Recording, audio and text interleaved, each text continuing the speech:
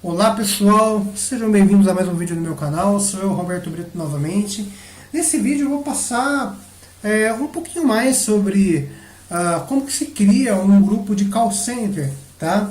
Algumas informações muito importantes que eu não falei em vídeos anteriores e que vocês têm que considerar quando vocês forem planejar um grupo, tá? O que acontece? Quando a gente vai criar um grupo, né, um call center receptivo, a primeira etapa é a gente fazer a previsão do volume. Aqui eu já tenho um volume previsto, né, de um estudo que eu fiz anteriormente para um colega, e eu estou utilizando ele como exemplo, tá? Mas eu vou gerar alguns questionamentos ao longo desse vídeo para vocês entenderem que o planejamento não tem uma regra fixa. Cada grupo tem as suas características, cada grupo tem as suas particularidades, as suas necessidades. E no planejamento você tem que se adaptar à necessidade de cada caso. Por isso que eu não tem uma regra fixa, um script que você tem que seguir exatamente para todos os grupos de call center. Cada um, a gente vai ter que meio que dançar conforme a música, se adaptar à necessidade dele, tá? Esse grupo aqui, que eu estou mostrando na tela, é a previsão de chamadas para o mês de fevereiro desse ano, tá? Repare que na segunda-feira nós temos alguns pontos, alguns picos, né? Que são comportamentos sazonais, porque toda segunda-feira o volume ele tende a ser maior do que os demais dias da semana, tá? Então essa foi a primeira etapa do planejamento. Foi feita a previsão de chamadas por dia, em termos de quantidade. Aqui nós temos a quantidade delas e esse gráfico retrata esses valores aqui, ok? Legal. A partir do momento que a gente fez a previsão de chamadas por dia, e aí eu te pergunto, vou gerar alguns questionamentos ao longo do vídeo para vocês entenderem que existem vários caminhos que a gente pode tomar, né, para montar esse grupo. E aí você, como analista, você tem que optar pelo caminho mais certo, mais coerente para obter o melhor resultado, o melhor equilíbrio, o melhor faturamento, tá? Então legal, nós temos a previsão de chamadas aí, e a pergunta é, como que eu vou dimensionar esse grupo? Eu vou dimensionar esse grupo para dar conta do DMM. Pô, Roberto, o que é DMM? DMM é o dia de maior movimento. Porque subentende-se que se eu dimensionar o grupo para dar conta do dia de maior movimento, que nesse caso aqui é esse pico aqui, né? O ponto maior no gráfico, que é o dia 26/2, que é de uma segunda-feira. Se eu der conta desse volume aqui, subentende-se que o meu call center ele vai dar conta de todos os demais volumes. Porém aí eu gero um outro questionamento, que é o seguinte: e se esse grupo ele for faturado por chamadas atendidas? Isso é legal dimensionar pelo DMM? Pode ser que não, pode ser que sim. Nesse caso aqui, o que tem que ser verificado? Eu vou fazer um dimensionamento para dar conta desse volume. Aqui eu vou colocar toda a galera para trabalhar, para produzir, para dar conta dessa chamada de uma forma mais justa possível. De uma forma para que eles não ficam, por exemplo, ociosos. Eles vão buscar o melhor equilíbrio entre custo e qualidade. Beleza. Mas quando esse grupo aqui tiver que atender, por exemplo, um outro dia da semana, né? Porque eu não vou montar o grupo para atender a partir desse momento. Eu vou montar ele iniciando o mês aqui, ok? Ou eu posso até crescer o grupo, mas vamos considerar que o grupo ele vai entrar desde o começo do mês aqui, tá? Já com essa quantidade de representantes para dar conta desse volume. Quando chegar na terça-feira, o que acontece? Nós vamos ter uma ociosidade. Por quê? Os representantes estão preparados para dar conta de um volume maior. Então, nessa ociosidade, já que vai tocar um volume menor, vai ter gente livre. E gente livre num call center cujo faturamento é por chamada atendida, significa que eu estou pagando o cara para ficar sentado sem ele trabalhar. E o cenário ele fica pior ainda quando chega na quarta-feira. Quarta-feira o volume ele reduz ainda mais. Então, toda a galera que eu planejei, por exemplo, para dar conta desse pico aqui, 2.164 chamada, nessa quarta-feira, por exemplo, só vai tocar 1.464 chamada, ou seja, cerca de 600, 700 chamadas a menos, ou seja, a gente vai ter representantes ociosos. E aí, o analista, você no caso, tem que avaliar o seguinte: compensa eu dimensionar o grupo para o DMM ou compensa eu dimensionar o grupo para uma média das curvas ou para um dia menor e trabalhar com hora extra nos dias de maior movimento?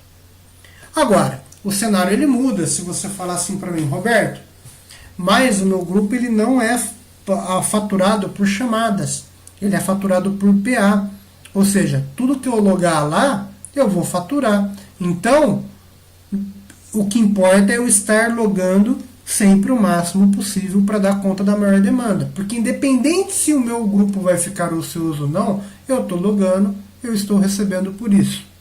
Então o cenário ele muda, você tem que ter esse bom senso de como que funciona o contrato do grupo.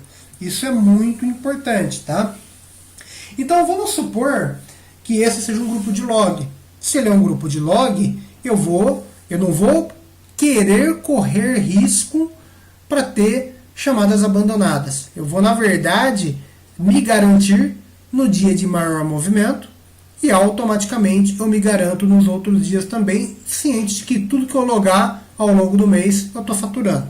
Essa é a ideia do log, beleza? Ótimo. Mas nós ainda temos um outro detalhe, porque aqui a gente só está falando de quantidade de chamadas. Então, vamos guardar esse número aqui, que é o dia 26/2. Eu vou dimensionar para 2.164 chamadas, então. Mas qual é a curva? Essa é uma outra análise que nós temos que fazer, porque será que a curva da segunda-feira ela é igual à curva da terça, igual à curva da quarta, igual à curva da quinta, igual à curva da sexta? Porque vamos considerar o modelo matemático ideal para a gente montar um call center. O modelo matemático ideal é quando a gente faz um dimensionamento para cada dia da semana. Porque o volume, o comportamento, ele nunca vai ser igual. Essa é a verdade. Aqui vai tocar uma quantidade chamada com um comportamento de curva. O comportamento da curva pode ser parecido, mas aqui a previsão ela ainda tem algumas diferenças. E o ideal seria eu fazer um dimensionamento para cada dia, matematicamente falando. Porém, se a gente flexibilizar demais, né, criar vários dimensionamentos, a gente tem que controlar isso. E operacionalmente falando, isso não é legal, porque quem trabalha com representante sabe que é difícil você chegar para ele e falar: olha, na segunda-feira você vai ter um horário, na terça você vai ter outro horário, na quarta você vai ter outro horário, na quinta outro horário, sem contar os horários de pausa que mudam de um dia para o outro. Então, quando a gente tenta se adaptar a todas as curvas, isso não é legal. Às vezes é legal negociar com a operação o seguinte: o comportamento da curva de segunda, terça, quarta, quinta, sexta, ela é parecido. Então vamos gerar uma média da curva para que o representante tenha um único horário de entrada durante o dia. E quando ele tem um único horário de entrada durante o dia, fica mais fácil a operação gerir os representantes do grupo a ponto de controlar de uma forma melhor. O planejamento ele tem que pensar em tudo isso, ok? Matematicamente falando, o legal seria a gente criar um dimensionamento para cada dia.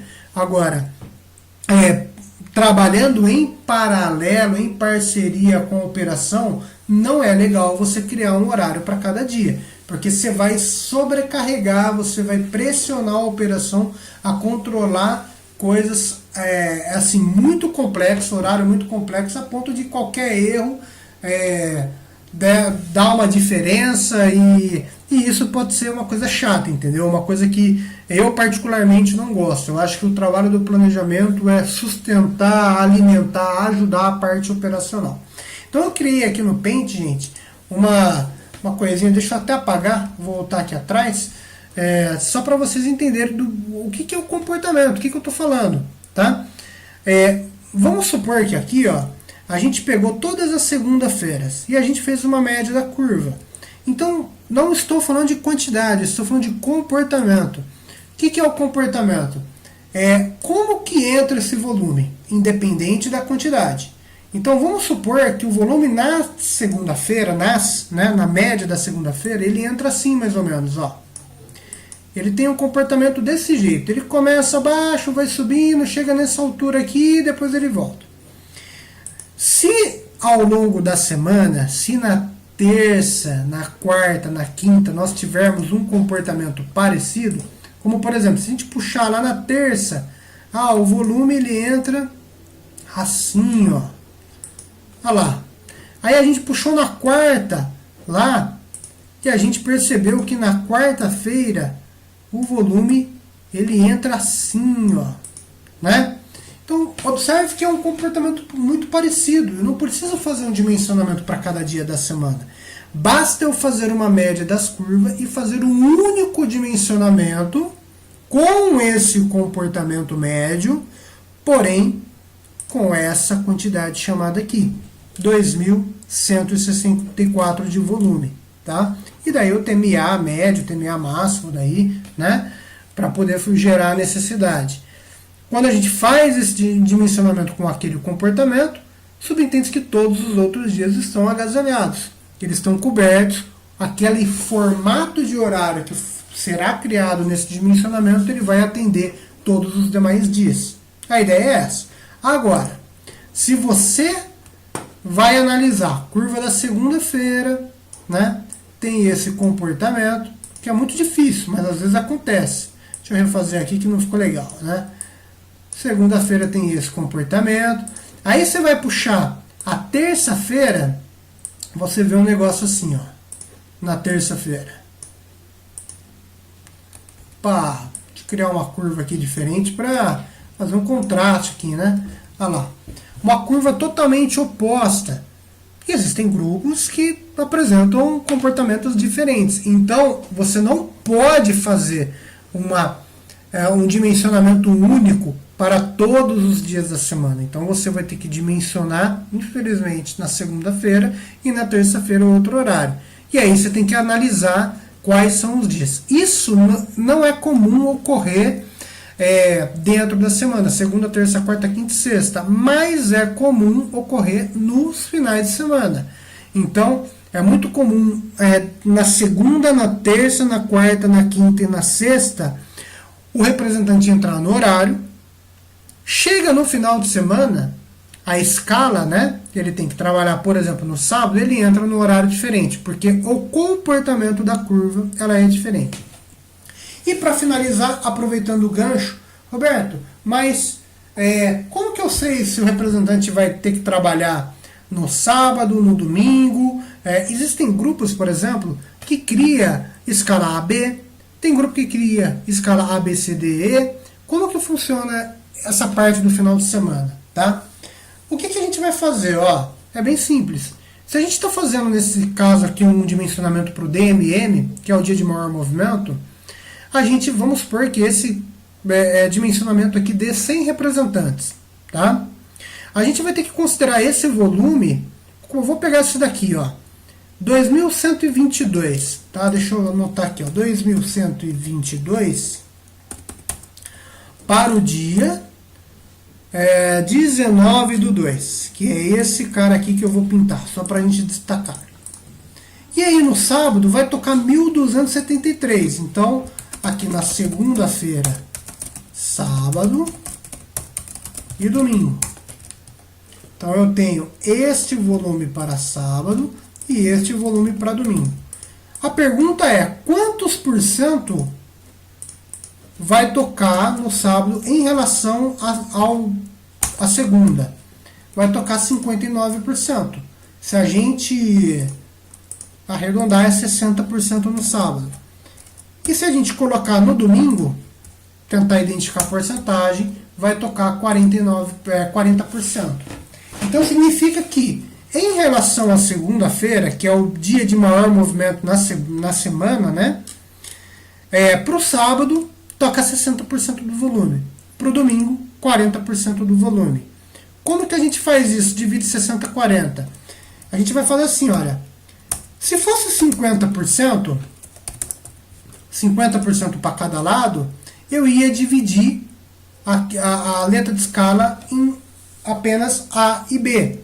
Porque eu tenho duas letras, sendo que se eu tenho duas letras e uma é a outra é B, se eu pegar uma e dividir, eu estou falando de 50% da operação. Mas nesse caso, eu tenho que colocar 60 a 40. Então eu não posso criar uma escala de 60 a 40 com duas letras apenas.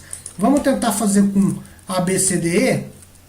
A, B, C, D, E. Legal. Eu tenho então 5 letras de escala. Se eu tenho 5 letras de escala e eu pegar 3 para trabalhar no sábado, eu vou dividir 3 por 5, eu chego a 60%. Então, nesse caso aqui, nós temos que ter uma letra de escala que vai de A a E, tá? Porque 3 letras trabalham no sábado e 2 letras trabalham no domingo.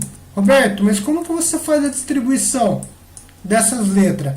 Ora, quando você fizer o dimensionamento, você não vai ter assim, ó, representante 1 entrando no primeiro horário, o representante 2 entrando no segundo horário, e assim por diante. Você vai ter o schedule, você vai ter a lista de representantes, né, do menor para o maior, e esses representantes, por exemplo, esse entra meia-noite, o outro entra meia-noite, meia-noite, daí assim vai crescendo o horário. Você vai ter que classificar do menor horário para o maior, e aqui você vai fazer o seguinte, vai colocar, esse tem a letra de escala, letra de escala, letra de escala, letra de escala, letra de escala, e assim sucessivamente até o último representante. Se você criar um filtro aqui, ó, opa, por que eu estou clicando no mesclar, gente, ó, filtro, cadê filtro? Filtro, tá, aqui não tem nome aqui também, né? Deixa eu só refazer o que eu fiz aqui, ó. Vou colocar nomes e letras. Se a gente criar um filtro aqui rapidinho, ó, e eu selecionar a letra A, no caso eu teria todos os representantes que entram ao longo do dia e que vão trabalhar. Só que se eu selecionar, por exemplo, eu optar por A, B, C, a letra A, B, C, que corresponde a 60% da operação, vai trabalhar sábado. Então, todos esses representantes trabalham sábado, sendo que eles estão, teoricamente, classificados do menor horário para o maior. Os representantes da letra D e E vão trabalhar no domingo. Entenderam como é que funciona? Então, essas são algumas informações aí importantes que servem para você refletir, né? Muito importante a parte do faturamento, porque nem sempre é interessante dimensionar pelo DMM. Você pode dimensionar por um dia cujo volume é médio, né? E nos dias de maior movimento você trabalhar com hora extra, com ações, e daí tudo isso tem que ser negociado com a operação, com antecedência. A operação ela tem que ter aquele sentimento, né, dos representantes para ver se participa de hora extra ou não, porque senão fica aquelas campanhas de hora extra, o representante não participa e daí o grupo fica na mão, entendeu? Mas são visões que tudo acaba interferindo na hora de faturar, né? Então eu espero que vocês tenham gostado desse vídeo. São algumas informações a mais aí para quem está na área de planejamento, para quem está me acompanhando. Espero que essas informações de alguma forma agreguem você a ter novas ideias ou acabem inspirando. E eu fico por aqui. Até o próximo vídeo. Fiquem com Deus. Tchau!